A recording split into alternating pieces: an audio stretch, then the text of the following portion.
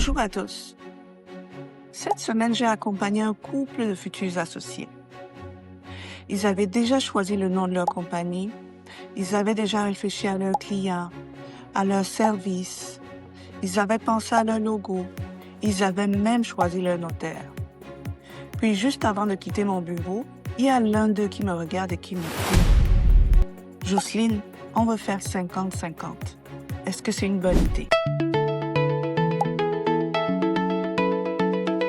Je lui ai répondu « Peut-être ». Je voyais qu'il était un peu surpris.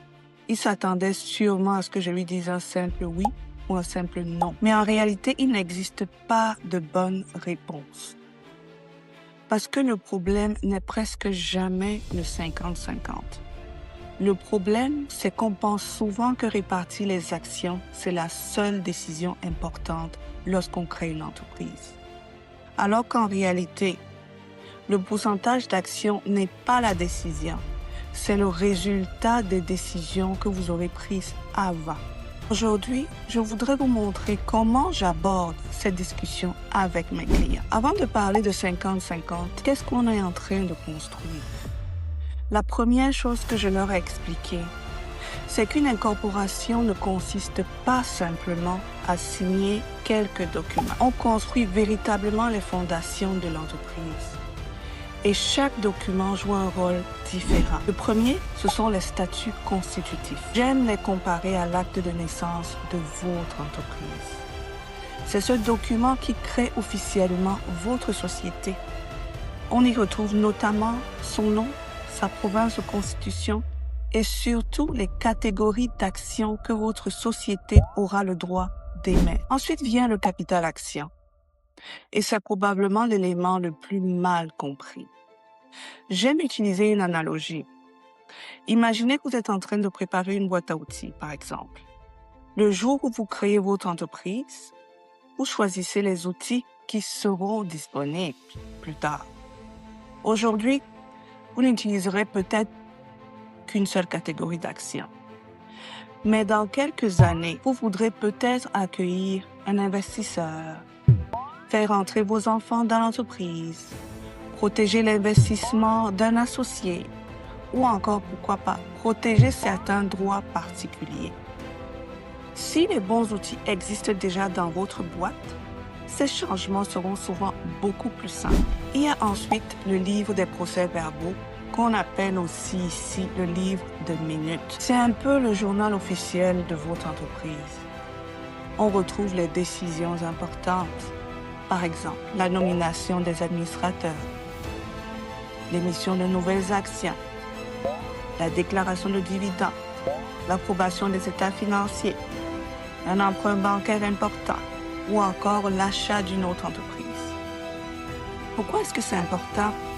Parce que lorsque votre banque, un investisseur ou un acheteur voudra comprendre comment votre entreprise est administrée, c'est souvent l'un des premiers documents qu'il demandera. On retrouve également le registre des bénéficiaires effectifs. Depuis quelques années, les entreprises doivent identifier les personnes qui exercent un contrôle important sur la société. L'objectif est d'assurer davantage de transparence sur les personnes qui contrôlent réellement les entreprises. Dans plusieurs cas, il s'agit des personnes qui contrôlent directement ou indirectement au moins 25% des droits de vote ou de la valeur des actions, mais pas toujours. Par exemple, une convention entre actionnaires peut donner à une personne un droit de veto sur certaines décisions importantes. Même si elle possède moins de 25% des actions, elle pourrait quand même être considérée comme exerçant un contrôle important. Finalement, il y a la convention entre actionnaires. Et selon moi, c'est probablement le document le plus important de tous. Pourquoi? Parce que si le capital action répond à la question « Qui possède quoi?», la convention répond à une autre question. Comment allons-nous fonctionner ensemble lorsque les choses ne se passeront pas forcément comme prévu?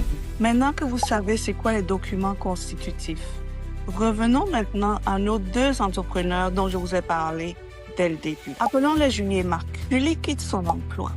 Elle va travailler à temps plein dans l'entreprise. Marc, lui, il investit 250 000 $. Tous les deux, ils veulent faire 50-50. Alors, je vous pose plusieurs questions. Je ne vous parlerai pas forcément aujourd'hui des 15 questions que je pose, mais voici celles qui reviennent presque toujours. Première question. Qu'est-ce que vous cherchez tous les deux à reconnaître? Marc apporte surtout de l'argent. Julie apporte surtout son temps. Ces deux éléments sont essentiels, mais est-ce qu'ils doivent obligatoirement être reconnus de la même façon? Pas nécessairement. Par exemple, Marc pourrait décider de prêter une partie de son investissement à l'entreprise plutôt que de recevoir davantage d'actions. Pourquoi? Parce qu'un prêt d'actionnaire, ça pourra éventuellement lui être remboursé sans modifier la répartition des actions.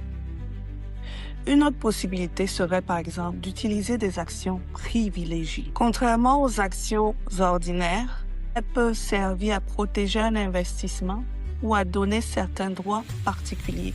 Par exemple, elle pourrait prévoir que si l'entreprise est vendue un jour, Marc récupère d'abord les 250 000 $ qu'il a investis avant que le reste de la valeur ne soit partagé avec les actionnaires. Encore une fois, je ne dis pas que c'est la bonne solution. Je veux simplement vous montrer ici qu'entre 50-50 et pas 50-50, il existe énormément de possibilités. Deuxième question. Que se passe-t-il si les contributions changent? Imaginons maintenant que Julie quitte l'entreprise après 8 mois. Doit-elle conserver définitivement 50% des actions? Peut-être, peut-être pas. C'est précisément le genre de situation où un mécanisme de vesting peut être utile, par exemple. Le principe est simple. Les actions deviennent définitivement acquises progressivement, par exemple sur une durée de 4 ans. Ainsi, si un associé quitte très tôt, il ne repart pas automatiquement avec toute la participation qui lui avait été promise au début. Troisième question. Comment allez-vous utiliser les profits?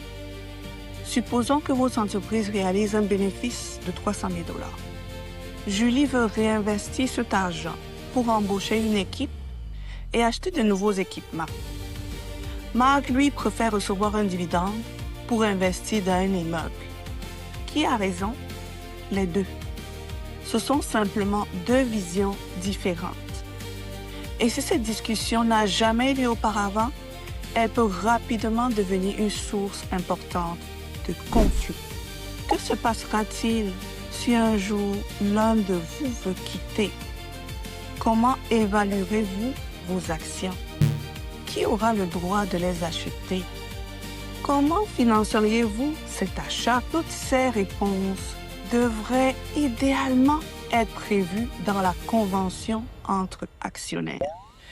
Parce qu'il est beaucoup plus facile d'en discuter lorsque tout le monde s'entend encore bien. À la fin de notre rencontre, les deux entrepreneurs m'ont reposé la même question.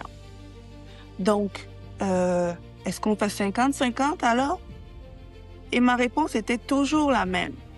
Peut-être. Mais cette fois-ci, ils ont commencé à comprendre pourquoi. Parce qu'ils avaient réalisé que le pourcentage d'actions n'était qu'une conséquence.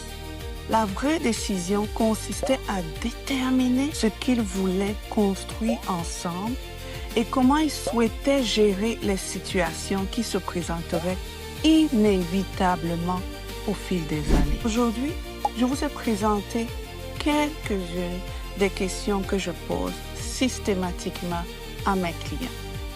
En réalité, il y en a plusieurs autres.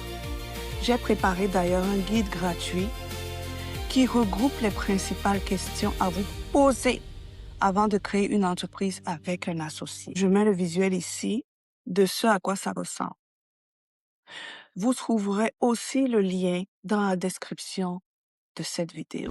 Et je terminerai avec une dernière précision. Comme directeur financier, comme CFO, mon rôle n'est pas de rédiger des documents juridiques. Ce travail revient à votre notaire ou à l'avocat corporatif. Mon rôle est de m'assurer que les décisions d'affaires prises par les associés se reflètent correctement dans ces documents. Parce qu'une incorporation ne consiste pas seulement à créer une entreprise, à avoir des numéros TPS, TVQ. Elle consiste surtout à construire des fondations suffisamment solides pour accompagner la croissance de l'entreprise. Merci d'avoir été avec moi aujourd'hui et à très bientôt pour une nouvelle capsule CFO. Au revoir.